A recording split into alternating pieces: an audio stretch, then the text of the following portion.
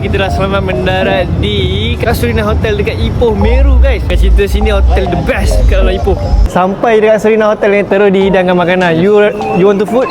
You want to eat? Let's go. Come. So kali ni kita dihidangkan dengan daging. Dibuat macam daging kari. Daging kari ke daging rendang? Ni sayur. Pucuk baku, yes. Kan? Yang paling penting dalam banyak-banyak ni menu ni yang paling penting. Kita ambil ulam kita. This one. You put here.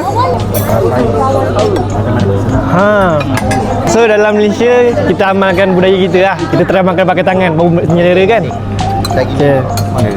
Boleh daging ni, boleh ni. Oh, bau menyelera kan? Kita biasa pakai kaki. Kelas atas.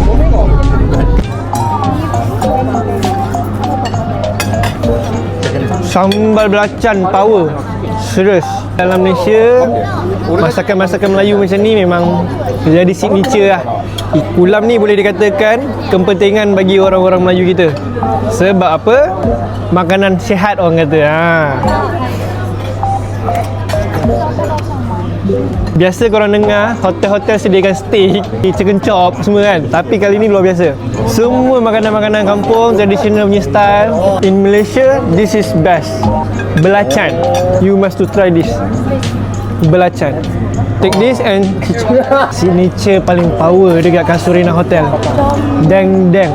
Datangi dengan traditional punya style and rasa yang hasil daripada Perak betul-betul keng rasa. Betul-betul kick.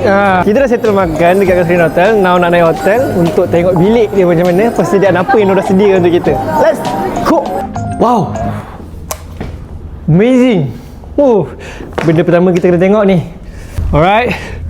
1, 2, 3. Oh yeah.